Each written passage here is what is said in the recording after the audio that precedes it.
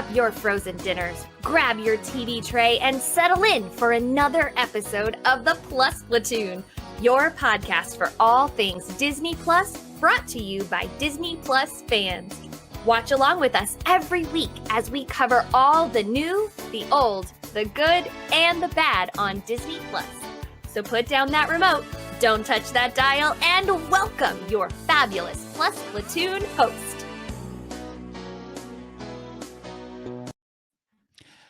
Hey everyone, welcome to the Plus Platoon. My name's Derek, and we are a Disney Plus fan podcast that gives honest, spoiler-filled reviews of movies and shows on Disney Plus.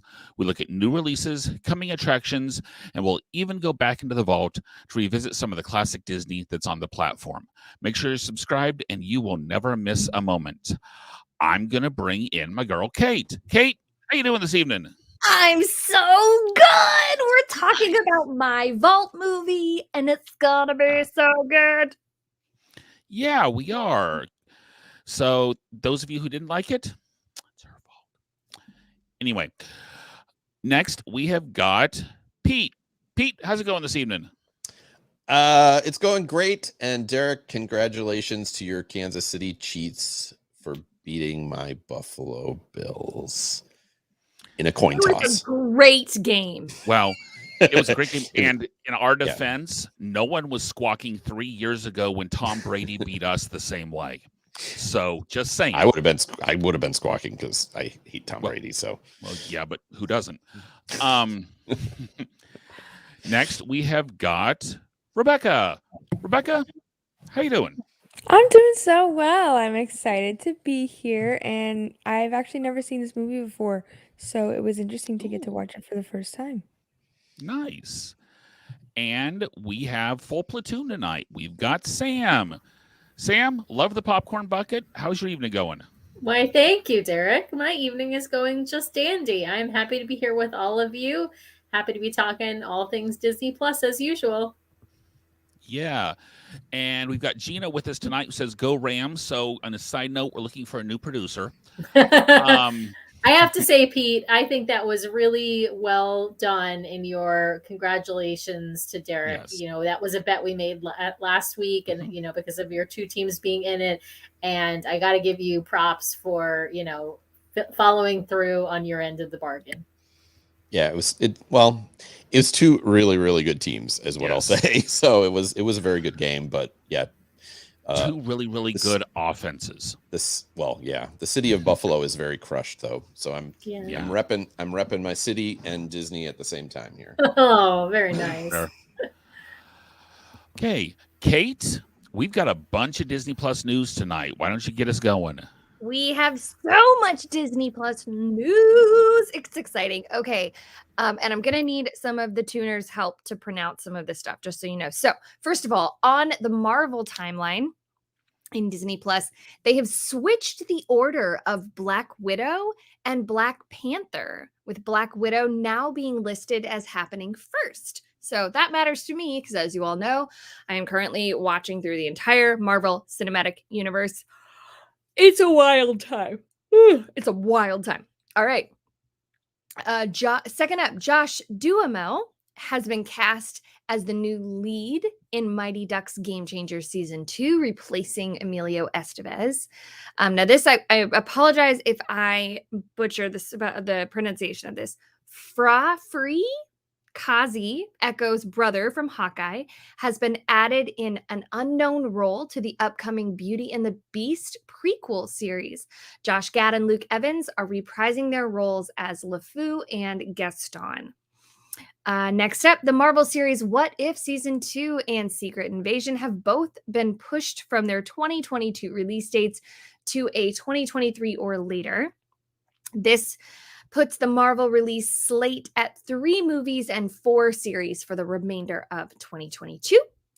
Next up, the upcoming series Moana will debut as a musical series exploring Moana's adventures beyond the reef following the feature film. The series, originally scheduled to debut in 2023, has been pushed to 2024.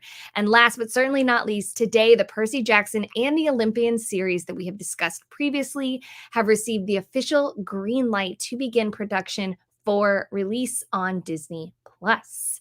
And that's all we got. Derek, back to you, my friend. So the Marvel fans are going to have to get by with, what was it, 7 things Right. instead That of sounds 9 right. things. So I don't like what if, so I think Rebecca and I can manage with just our 4 series and 3 movies. And right, Rebecca? What do you think? I was actually like, that's a lot. Thank you. I've got to take in. Yes. Not that I'm not excited about it, but it's like, to me, it was easy understanding phase 1 through 3 because it all had happened already and I was just catching myself up. But being at the same place as everyone else in the MCU right now is overwhelming, I'll say. So, Agreed. Mhm. I agree. And I'm for still- those of us that I'm are sorry. I'm still surprised Secret Invasion is a TV series because that's like a big event in Marvel, Mhm. kind of like the Infinity story. So I'm surprised they're doing it as a TV series and not part of like an Avengers movie. Right. and that or and that may like be why it's, multi-movie, right? Like I was like thinking that may be why Infinity. it's getting bumped, is it may be just being changed into a movie. So Yeah, I don't know. because they've started shooting, so who knows. But this week, Kate, as she's super excited, chose our vault movie this week, and she chose The Rescuers Down Under. Now, normally we'll talk about it and do the trivia last, but this week we're doing the trivia first because a lot of the stuff in the trivia would get talked about in the discussion. So I want to see who really watched the movie.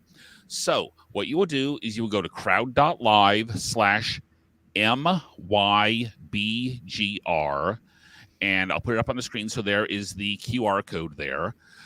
And you'll put in a screen name, you'll put in your email address, and we will not spam you. So far, we have sent out no emails. We may start sending out an email every time we do this, just so you're aware. But we're not going to spam you. We're not going to give you any extra junk mail. Right. We're not going to So- put you on a mailing list or anything like that. No, sir. No, Or ma'am. because Or mix. Or yes, whatever you prefer. yeah, or anything. Yeah. You. We're not going to put you. Yes. So, Rescuers Down Under trivia was in one of the classic periods of releases for Disney, and is a movie I know I had not seen in a long time, but want to see how many of you out there have seen it. And I know a lot of you probably haven't seen it lately. That's okay. Get on, and some of them you should be able to guess on if you've ever seen any of it. And if not, just watch along and learn something from it. So we've got small crowd tonight, but I know a couple of our bigger groups are not available. So I'm going to give everyone just another minute or so to get signed in, and then we will go ahead and get started. Let me take a look and see who we've got. So of this group, who, because Rebecca said she had not seen it. I have not seen it before. Obviously, Kate has seen it. What about Derek and Sam? Have you guys seen it before? I saw it when it came out in theaters, but that was probably the last time I had seen it. Same. I saw it.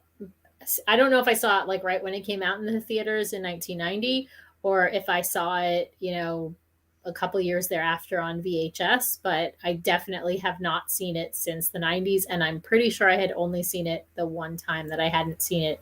Not like other movies like, Beauty and the Beast or Lion King that I've seen like a million times. I'm so excited for this. Okay. Yeah. Hey guys, I'll tell you, if you've watched it fairly recently, questions aren't that hard. So I'm expecting someone from here to take the title. So, guys, with that, we've got 8 people on. It hasn't changed much lately. Can you announce the link again? What is it? Crowd.live? Crowd.live/MYBGR. Or you, as I said, or you can scan the QR code. Again, as a reminder, if you're watching us and playing along, once the trivia round starts, look at your phone because if you're trying to watch it on screen and answer, you're going to be about a question behind and you won't score very well. So that being said, we haven't changed much, so I think we're going to go ahead and get started. So good luck, everyone.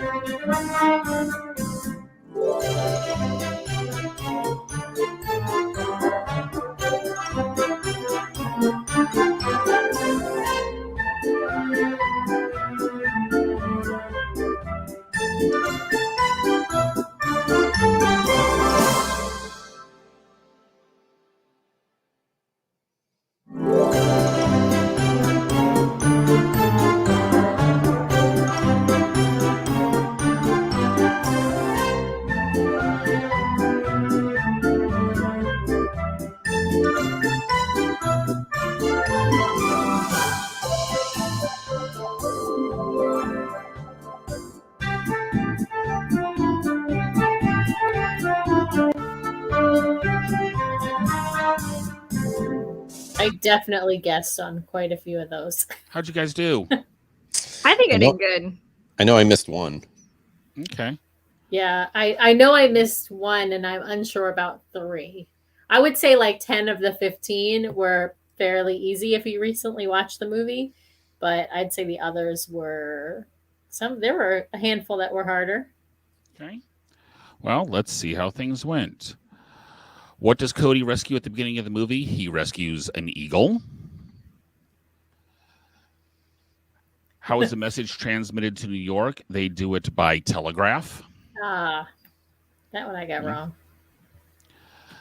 What organization do they work for? They work for the Rescue Aid Society, and I can't sing the song. Rescue but- Aid Society. Of course, Kate can sing it for us. Yeah. The eagle is Marahute. That was pure guess on my part. Oh, I remembered that one. Well, I figure, Michelangelo, the turtle, Mufasa, the lion, Mortimer, the mouse. So Right. try to give a little clue there. The name of the albatross. In this one, the albatross was Wilbur. Yep. In the Wilbur. original, it was Orville. Orville. Because he was his Oh. brother. And Orville and Wilbur Wright for the Wright brothers. Right. So Correct. yeah, right. Yeah. The name of the pet goanna is Joanna. I didn't know that was a goanna. Yeah. Well, and goanna is technically, And I got that one wrong. because I looked it up. The goanna is technically any of a lizard along the lines of an iguana or anything along those lines, but it doesn't necessarily have to be an iguana. Yeah, I thought it was supposed to be like a Komodo dragon or something, but Yeah, again, it's goanna is just the term, the Australian term a for general term. Yeah. The general term for a lizard. Yes. Who voiced Mcleach was George C. Scott. This one was a pure guess on my part. I guess Same. I knew it wasn't Jeremy Irons, and I knew it wasn't John Candy because John Candy is the voice of Wilbur. Yes. So I just guessed between Ian McKellen and George Scott, and I've got it wrong. So Yeah, and those who guessed Ian McKellen shall not pass. So, I Who is just kept, Jeremy Irons? Jeremy Irons is Scar. Scar in the Oh, original okay. animated. Yeah. Okay. yeah. I just- could really, I mean, I can think of all of their voices, but I Yeah. just, yeah. I just wanted him to say, "Rommel, you magnificent bastard." Yes. Or look at the big board. Oh, Which is actually his facial expressions in Doctor Strangelove are actually what they based a lot of the facial expressions in this off of. oh, really? Oh. Yeah. Joanna loves to eat eggs. Joanna, did you eat my ear legs? Mccleach throws to the crocodiles Cody's backpack, gives the Rangers something to find, which you never see Cody reunited with his mom. So that's the scene I think they should have included by the end. But, Disney loves to maintain the broken family. So I Frank also tries love to how escape- quickly they gave up. It was just like, well, we found his backpack. Oh, it must be dead. Yeah. Frank tries to escape his cage by picking the lock with his tail, like all afternoon and evening. Frank, get the keys. Who saves the eagle eggs? Bernard saves the eagle eggs with the rocks that he replaces them with. Mhm. Yeah, and he hides the eggs. He Yes. saves he's the savior of the whole thing, really. Yeah, I really, mean, I he know does. that- He saves Cody. Well, Well, they Mary are But then the rescuers, eagle, but the yeah. eagle helps too, but I feel like because he saves Cody and Bernard when they were going down the waterfall. But Right. Mccleach dies by falling off the waterfall Yep. because the crocodiles give up because they That's right. understand that the waterfall was coming. Right.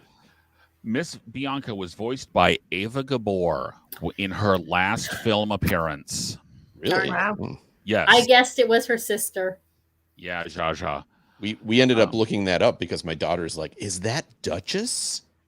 Yes. So for Disney people, obviously, the Aristocats was also voiced by Ava Gabor. So we looked it up, and I was like, I thought this one was Zsa Zsa, but no, they were both Ava Nope, Gabor. they're both Ava. Hmm. What kind of mines surround Mccleach's house? Nothing but abandoned opal mines as far as the eye can see. Yeah, I got didn't that one remember wrong. that.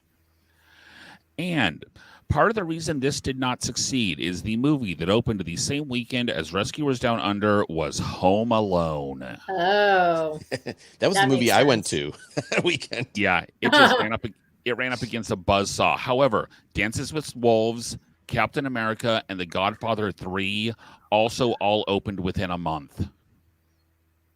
Wow. So, Which Captain America? Whichever one came out in 1991. Wow. I don't know. I have no idea. There was a Captain America that came out then. So, interesting. all right.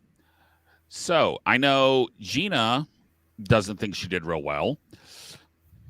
So, let's see who we've got. We have Kate won it. Yay! Oh, I tied. Well, I tied. I tied with Craig. well, Oh, so you I did will tell tie. you that Craig would have won, but he missed the first two questions. He didn't. Craig is a friend of mine who Oh, was signing online. Gotcha.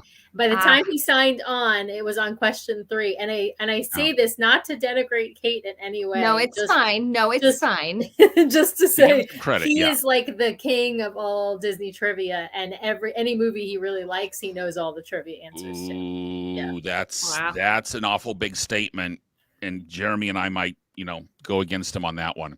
But anyway, I'm going to tell you, if I have sailed on the cruise ship with him, and he has won every Disney trivia on the ship.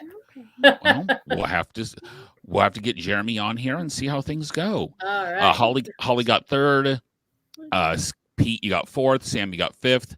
The best platooner ever. So I'm guessing that is Gina. Rebecca. Rebecca. Come Rebecca on got now. 6th. Dan 7th, Ryan 8th, and Gina didn't do so Gina well. was right. She did terrible. She did terrible. Yeah, she did. So, with that, guys, now let's talk about the movie, because that was a lot of fun. So, and Kate, I'm going to start with you with this one, but I think I know how you can answer. Was this movie soaring like an eagle, or should it be fed to the crocodiles? So I love this movie. It's a lot shorter than I remember it being. And it's the only thing that was kind of hard for me was I'm not a fan of animal cruelty. So that was like, there were parts of it that were like, ooh, this did not age well. But gosh, there are so many great one-liners in it. I quote this movie like when the little ant people are like, pea soup, like that part. And Frank, get the keys, I'm stuck. Like, just, there's so many good one-liners in it that, like, Joanna, like, I just, there's Love so many Joanna. good, just little moments like that. And I loved the animation of it. It's so 90s, and it's just the way that even the way they draw Joanna, you can't help but just be like, okay, like, okay. So I really like this movie. Yeah, I'm a big fan. So Pete, what about you? I've been grumpy of late, but it's not as bad as the Eternals, at least. But no, I liked the movie. Okay, there were some very good parts to it. I thought actually, like, I grew up on the first Rescuers, but I'd never seen this movie, and I was kind of disappointed how little the Rescuers were in this movie. Like, I really enjoyed the A plot, the part with Cody and Mcleach and the Rescuers and everything, but then they'd be like, okay, now we're gonna have 10 minutes with the Wilbur, and the whole Wilbur part, and like he's in there like getting his back straightened, and I'm like, why do we need this? It's not funny. I don't think it's funny. And so there were some really good, and the movie was short anyways. And I was like, are the Rescuers in like 20 minutes of this movie? I don't know, but and I love Ava Gabor and Bob Newhart, the way they play Bianca, and Bernard. So I really liked the parts when they were in it, and the parts there wasn't enough of them. So Okay. overall, there were good parts to this movie, and I enjoyed the animation too, because like it was that time right before Disney went shoom, with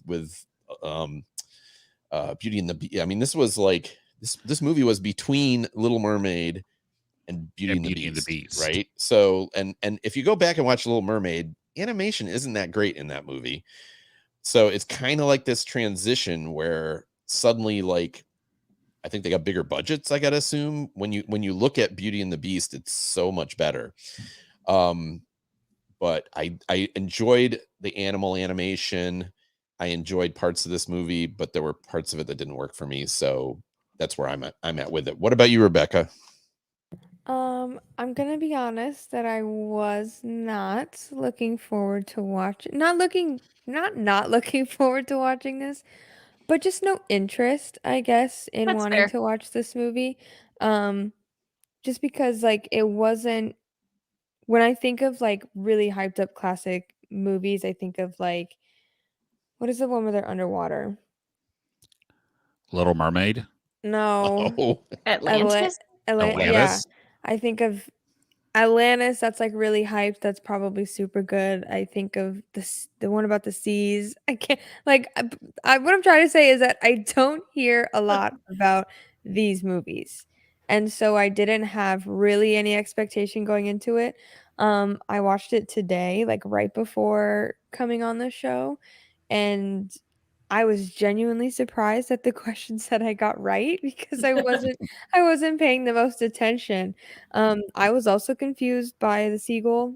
I don't know like what his part played into it. Um, but like there was one part that I paid attention to that like just threw me off because they were loading the gun with the needles.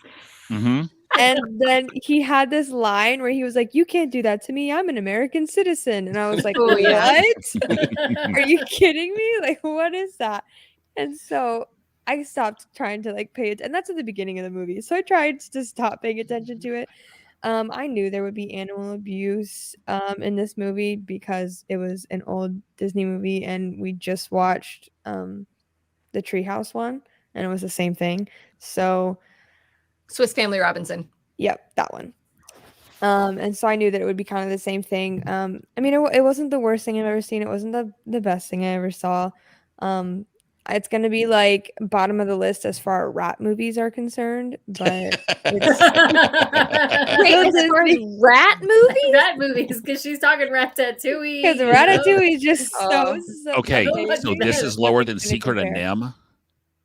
Do what? Oh, yeah. Secret of Actually- Nim. actually, my wife Yeah, said it was Secret of lower Nim. than Secret of Nim, but Yeah. Ooh. I don't know I what can't that remember. is. I don't remember Secret of Nim No. enough to.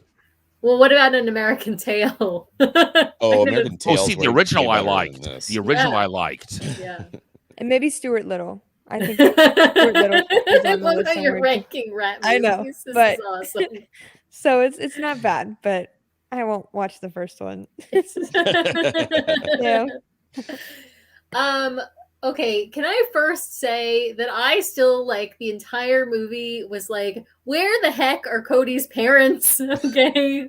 Like where Mom. are Well, his Her dad mom. died. Okay, so Yeah. where is Cody's mom? Why isn't she looking for him? Why are there rats looking for him instead of human People? beings? Like I really had a hard time like suspending reality, and I kept focusing on that the entire movie. I actually really enjoy Wilbur and his antics. I think to me that was better than the A plot. Sorry. Oh, Pete. really? Yeah. Oh, I did not love this movie. I would agree with Rebecca. It's definitely at the bottom of my list of rat themed movies. There were mice too. So There were mice. Sorry, mice are rat themed movie. There was- Rodents, there was maybe a kangaroo rodents rat themed. in it though. Right. That was so that. Maybe we'll just put it in the rodent family. Okay, so rodent family movies, like it's probably in the lower half of those, but it wasn't a bad movie. It wasn't like painful to watch. It didn't keep my attention as much as like I missed a couple of like easy questions. and I say easy because the backpack one, I honestly didn't remember that part of the movie. There were a couple of things that I guess I just kind of lost my attention, lost my interest during the movie at certain points. And so I definitely missed some things that I don't think were that hard of questions. I just wasn't really paying close enough attention to it. So yeah, so it didn't soar, but what was my other option? Oh, feed it to the crocs. It didn't, I don't know that it was fed to the crocs. Maybe it fell off the waterfall though. That's kind of bad. Maybe it just like went into the rapids and dissipated or something. I don't know. Derek, what do you think? Kate, I'll say why it wasn't soaring. It was definitely airborne. It was definitely, yeah. I loved the voices that were used. I would have loved to see more from Frank. Yeah. He was the funniest. That was the funniest thing in the whole thing. Was him. Yeah. I just love John Candy's voice though as well. Oh, I love John Candy. Yeah. Love John Candy. And although when you have to realize that the original was Buddy Hackett, he was still the number 2 Albatross. Kate, how does this rank on Albatross movies for you then, Derek? Anyway, Kate, when you mentioned Joanna, when I saw Joanna, I kept seeing Abu. I kept seeing all of the classic Disney animals. Iago was there. All the animal sidekicks that were about ready to show up. So my daughter constantly impresses me. She's like, that sounds like Abu. It is Abu. It is Abu. It's the same voice. The same person did Joanna that did Abu. Yeah. Oh, that's cool. Pete, you guys were talking about the 90s look. This was actually the first movie where they took the outline drawings and then scanned them in and ink and painted it all digitally. So a program that was written by Pixar Studios. Yep. Yes, it was. It was not. Pixar didn't actually make it at this point. Their first thing they actually made was the ballroom scene in Beauty and the Beast, but they provided the program that they used for this. And you can kind of tell because they liked, the CGI of them flying in towards Ayers Rock reminded me of the opening shot of Crocodile Dundee with the helicopter coming towards you. I really did like the flying animation in the early parts of the movie, both the camera flying and the eagle flying stuff. Yeah. And I have to agree with both of you guys, with both Derek and Pete. That was actually the thing I actually probably enjoyed the most about the movie was the animation and sort of because it is so reminiscent of that era of Disney, and it just I see that, and it makes me feel like I'm a kid again. It makes me feel like I'm in the golden age of Disney animation. And because this was in the middle of the golden age, I will say I missed the typical Disney songs. Up to this point, the only other one that did not have any music was Black Cauldron, which was just a bad movie. But that's the only other animated Disney movie before this that had no songs. The length of it, the good news is, Pete, I think you mentioned how short it was. I'm glad they didn't try and add another 10 minutes in because this made them keep the movie, the plot had to keep moving, and it was a little thin as it was. So, okay. Now, this was also the first time Disney had ever done a sequel to any of their animated movies. And I'm going to pull up on screen.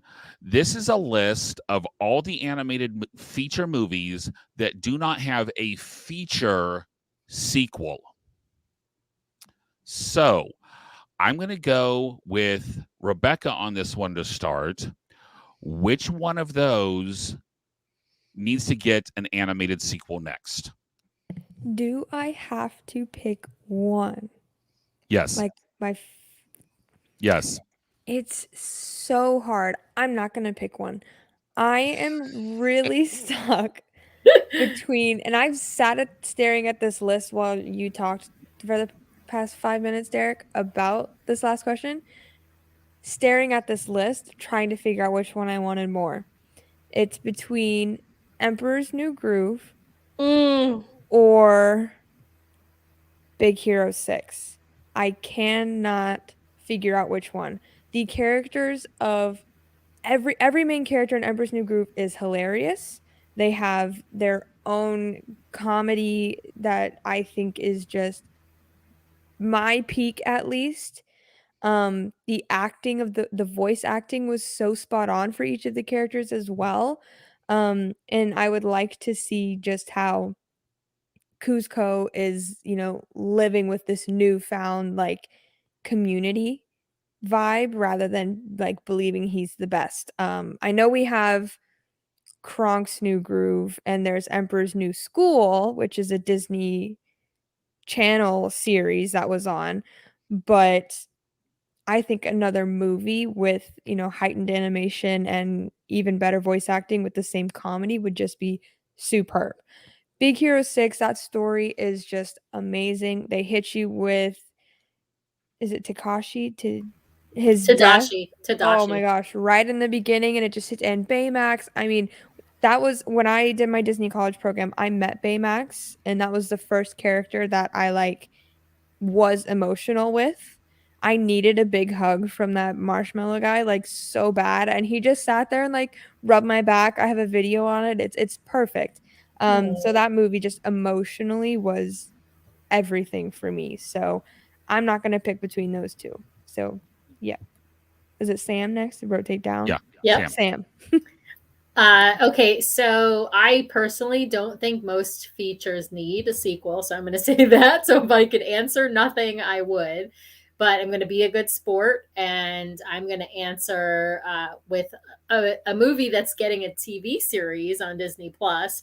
But it was so popular, and the music was so good that Moana could do well as a sequel, not just from a theatrical, making a lot of money for Disney, but if they got Lin-Manuel Miranda back to, write some awesome music and come up, and if they came up with a decent storyline, I think it would be a hit. So I'm actually excited to see the new Disney Plus TV series. But like I said, I don't really think most Disney feature films need a sequel. Derek? Okay. Sam, I'd agree with you on that one that most of them don't. But if I had to pick, I'm going to go a little bit outside the mainstream on this one. I'm going Chicken Little. Just because. Sorry. Was that ooh or boo? Well, you as in yuck. Sorry. But you could go about just about any of the Aesop's fairy tales could get a treatment. You have so many of the animal characters. And the caveat on this is you have to bring back fish out of water. If you bring back fish out of water, then I will watch just about anything. And I know several people are pointing out on the side, like our producer said, Cinderella has 2 to 3 direct to video. I'm going these are ones that don't have in theater sequels. So, Kate, how about you? So I thought I had my answer, and then I realized that Rebecca made a really good case, and I didn't I don't know how I didn't even realize this, because 100% Emperor's New Groove. 100% Emperor's New Groove. That is such an underrated Disney movie. It is so funny. The animation is great. The comedy is great. But to pick one that Rebecca didn't pick, I would love to see an Aristocats. I really liked the Aristocats. I thought the Aristocats were funny. You could do it with Toulouse and Berlioz and Marie as grown-ups with their kids. Okay. So, yeah. But Emperor's New Groove. 100%. Okay. So before I saw this list, I would have said Zootopia because I think there's a lot you can do with those characters. But once you put this list up, I so much would love to see a Roger Rabbit sequel. So it's never going to happen in a million years. That the circumstances of that movie just are never going to happen. But that would be my fantasy pick. Would be to see more of the world of Roger Rabbit. I can definitely see that. As Gina's on the Big Hero 6. Ryan says that Ichabod Mr. Toad sequel. Absolutely. Ryan, you and I'll get right on that. Okay. They can finally meet. Yeah. Vicky says meet the Robinsons. Okay. Gina says her second place was Zootopia. Yeah, Zootopia would be a good one. Okay. Ryan says for real they need to make a Big Hero 6 sequel immediather. There was a TV series. I've heard, yeah, and there's a series, Baymax series is coming. So, Federica says Milan. Okay. Dan says he'd like to see Up as a sequel. I would argue Doug Days was a little bit there, but yeah. But it's not a feature film. No, it's not a feature film. It's not a feature film. So, Rebecca, you had something to add? I forgot what it was. Okay. Oh, no, I remember. As long as we can all agree that Tim Burton does not need to make another Disney movie. I'm with you on that. I'm okay. I don't think you're going to get any arguments there. No, I love some of his stuff, but yeah, he's done. Okay. No, good. Out. Now, one thing we did not mention that was in the Disney news this week, and I saved it for this next question. The Aristocats is getting a live action treatment.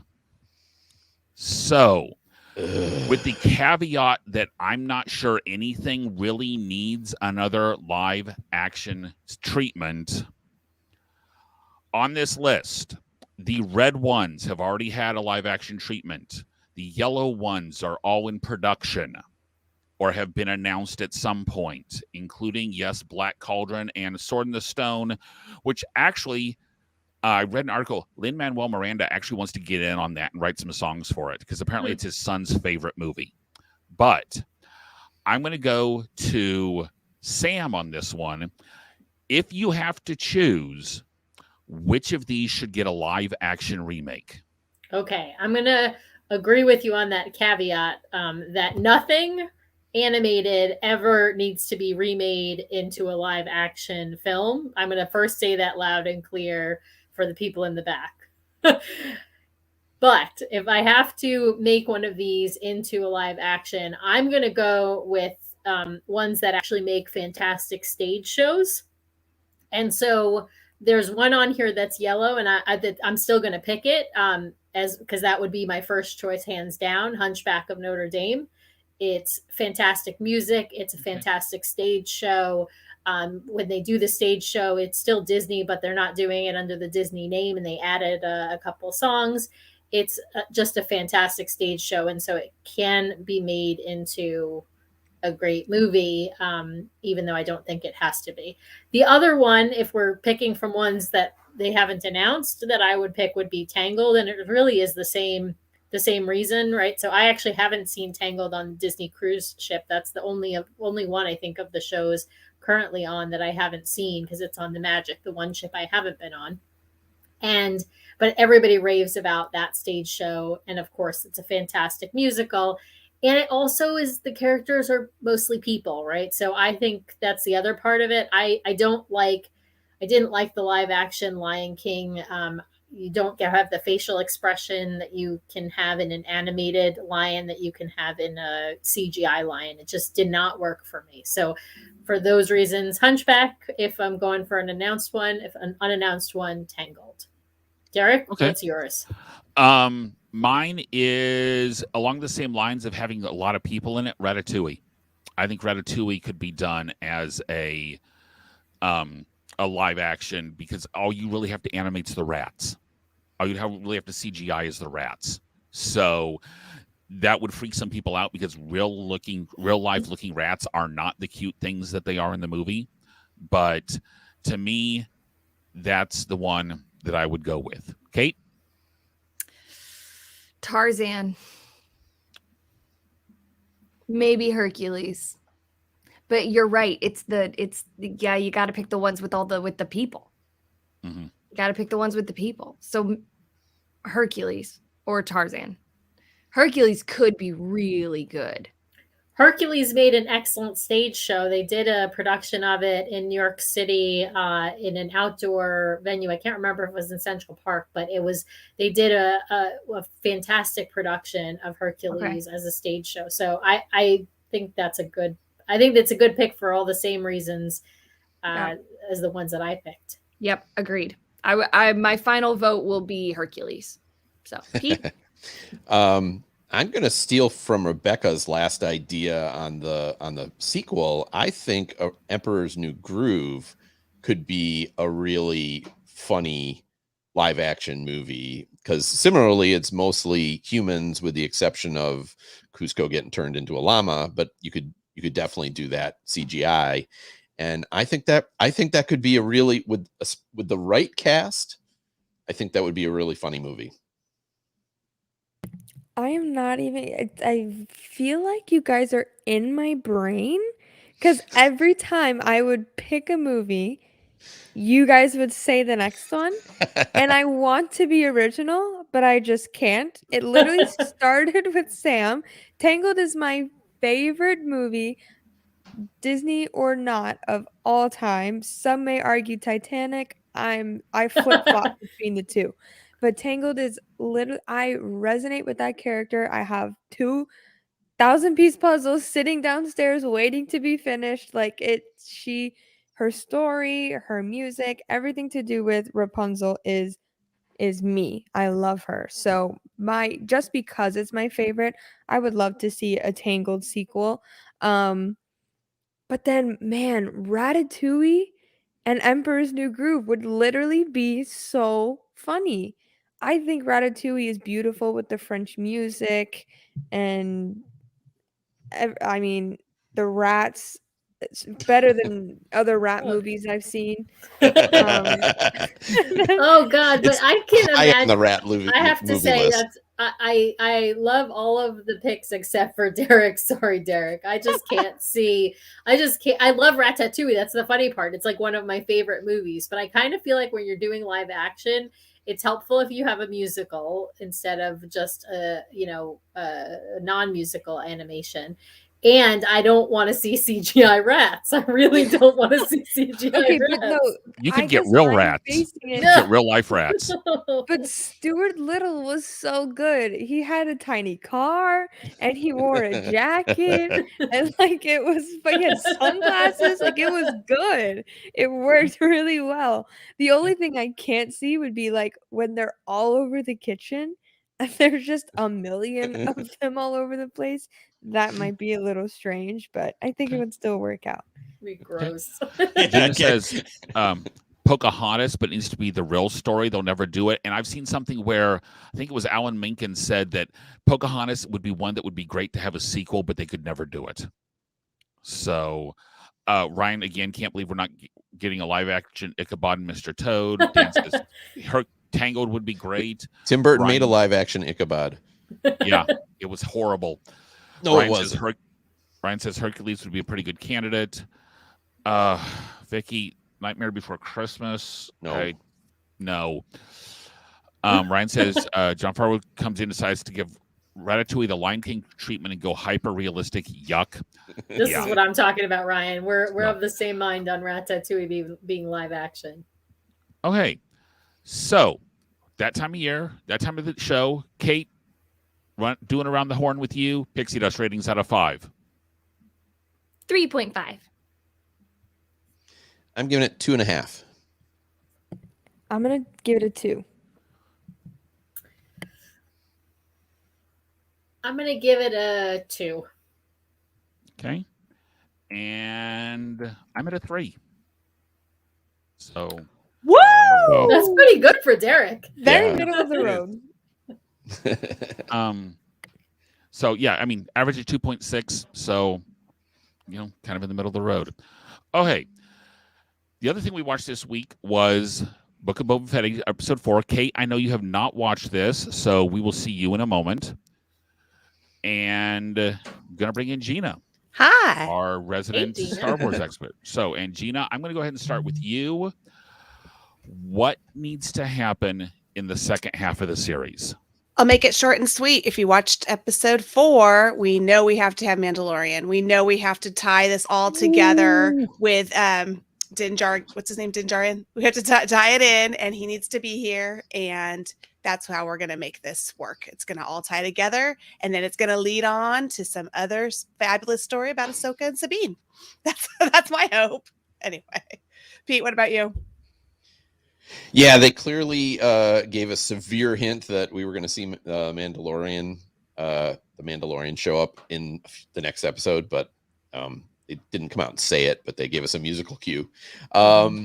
I would like to see a lot more consistency from this show, because I have found the quality of this show to be up and down and up and down, and so I would like to see this episode was again better, but there were some parts of this episode that I liked a lot, but yeah, it's I also am happy that I think we're finally done with the flashbacks, and I completely agree with what Derek said earlier. I wish they had just told it as a straight story instead of flashback and forward and flashback and forward.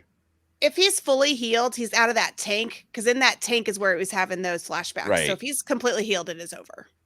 Yeah, and I think that's the case, and I'm happy for that, because I didn't really enjoy the way it would flip back and forth, because I don't typically you do that when you're relating the two, and I don't feel like that happened in this. That's really happening in this show. Yeah. I think it's more, I don't know, it's more discordant than it is interesting. So that's so I'm looking forward to the second half more, because I think we're going to get a more straightforward story. So, Rebecca?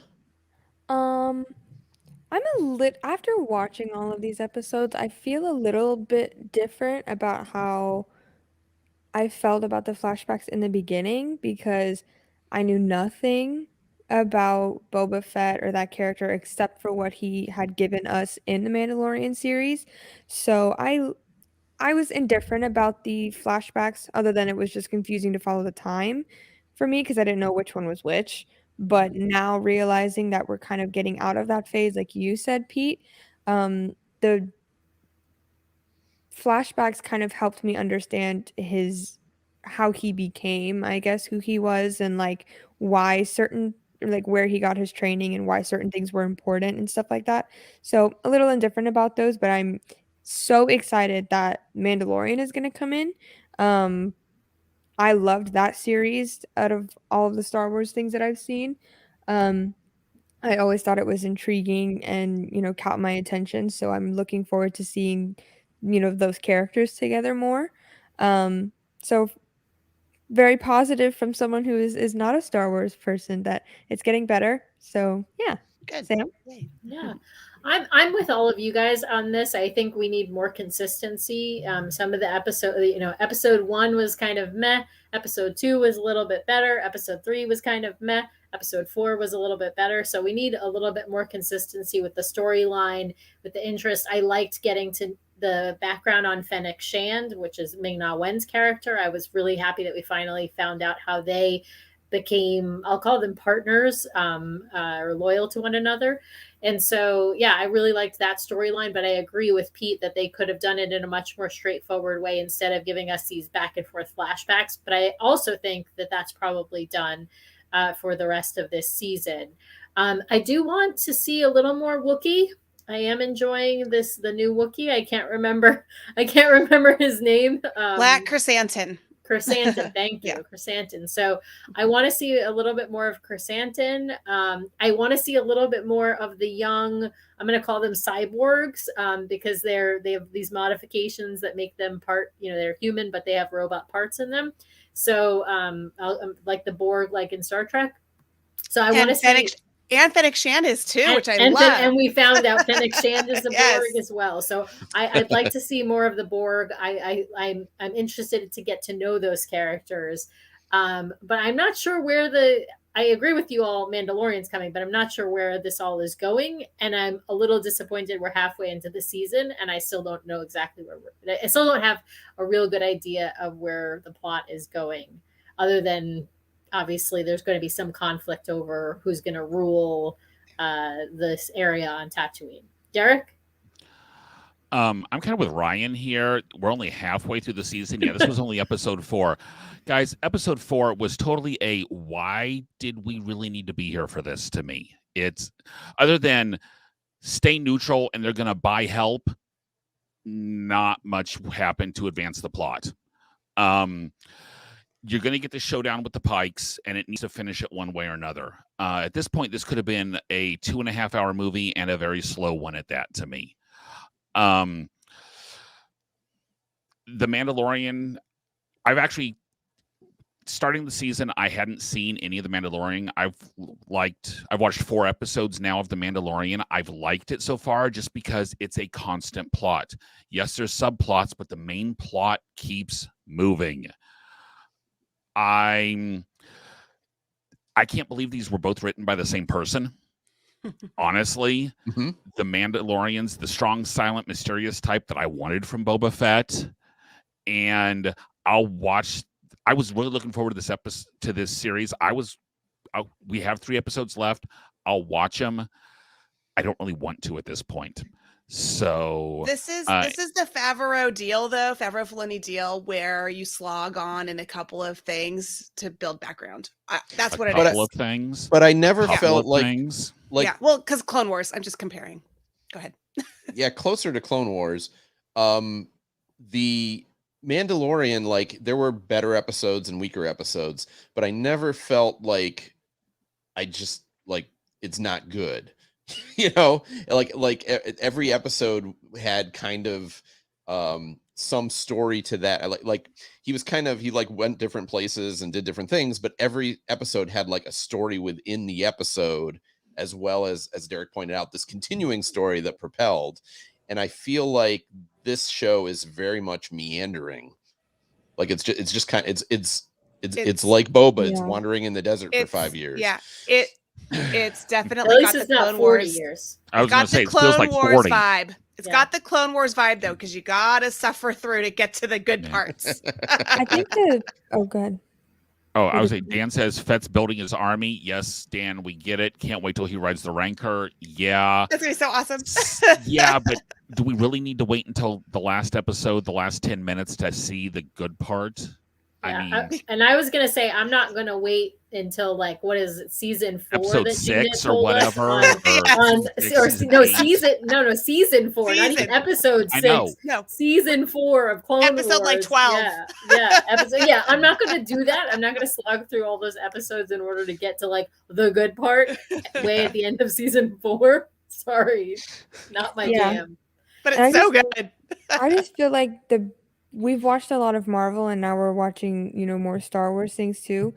The biggest difference that I've noticed with us is, like, Marvel has too many plots happening. There are too many things you have to keep track of. And Star Wars, there's, like, not enough things that are happening. So true.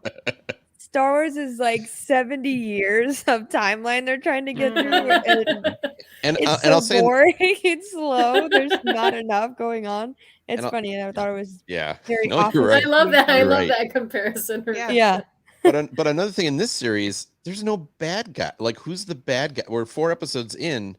Who's the bad guy? The Pikes? The mayor. I'm not even sure the Pikes are. Right. Yeah. Not all the Pikes anyway. It's like, I don't even in, like, doing the Marvel comparison. Yeah, we didn't know Kingpin was the bad guy, but at least we knew there were bad guys. Right. Like, I feel like they're all bad because they're all these crime syndicates. They're all bad. Whatever. Okay. Really, they're all bad. Yeah, but if they have a character we want to root for, they have to give us someone to root against. Yeah. Okay. Well, next week we do have Boba Fett episode 5, but we are also going to be reviewing the Will Smith series Welcome to Earth. It is him going to the first episode. He goes to, like, down inside a volcano. Second episode, he goes 3,000 meters or 1,000 meters down to the bottom of the ocean. And it's really interesting because he's afraid of water. So, but it's him and all these extremes places on Earth. So that's what we're going to be looking at next week. Don't necessarily need to watch every episode, but the more episodes you can watch, guys.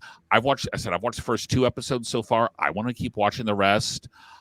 Had several other people say that they have really enjoyed it that I've worked with. So that's what we're going to be looking at next week. I will say, if you want to follow along with us, definitely watch the first one, because we're all going to, at minimum, watch the first one. At minimum, watch the first one. Yeah. In 2 weeks, as a little bit of a preview with the Winter Olympics coming up, we will be watching Cool Runnings as a vault show. So that's coming in a couple weeks. If you have any other suggestions, end of February is still kind of sparse, and haven't heard much for March yet.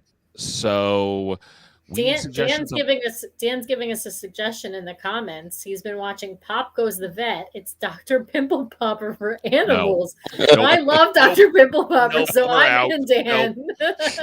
Awesome. Me and Kate apparently are in. No. You two can watch it. How's that? Okay. If anyone else has suggestions, please email us plusplatoon@gmail.com.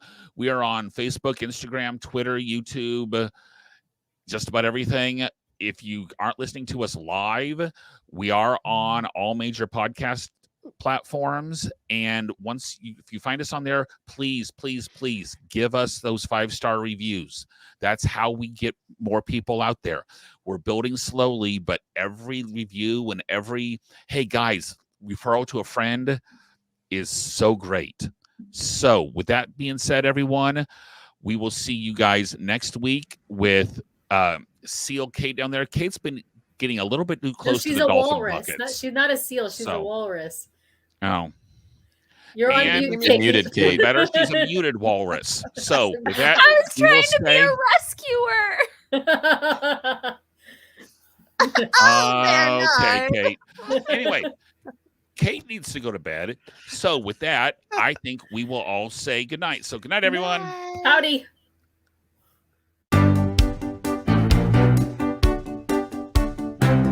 Thanks for watching this week's episode of the Plus Platoon. Be sure to subscribe to the Plus Platoon podcast to keep getting great content each week. Then head over to Apple Podcast and leave those 5-star reviews, as they help make the Plus Platoon visible to even more Disney Plus fans. Also, go to YouTube and like and subscribe to the Plus Platoon channel, where you can watch all future episodes live. If you have a question for the Plus Platoon, please send us an email to plusplatoon@gmail.com or connect with us on Facebook, Twitter, or Instagram @plusplatoon. The Plus Platoon is a Disney Plus fan podcast and is not affiliated with the Walt Disney Company or the Disney Plus streaming service. All opinions expressed on the show are solely those of the individual hosts and in no way reflect the views of the Walt Disney Company. Thanks for watching, and be sure to stay tuned for next week's episode, because the Plus Platoon is to be continued.